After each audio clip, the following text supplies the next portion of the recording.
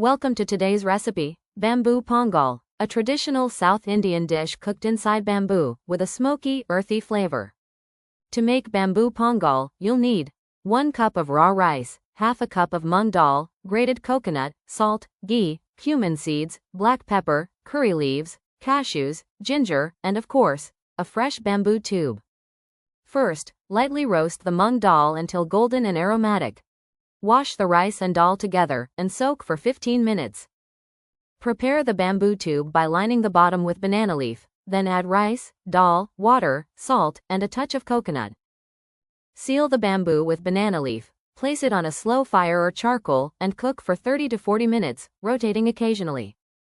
Once done, break open the bamboo and scoop out the creamy pongal.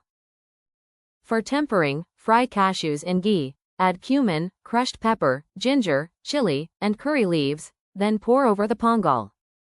Your bamboo pongal is ready. Serve hot with chutney or sambar, and enjoy the earthy taste of tradition. If you loved this recipe, don't forget to like, share, and subscribe for more unique traditional dishes.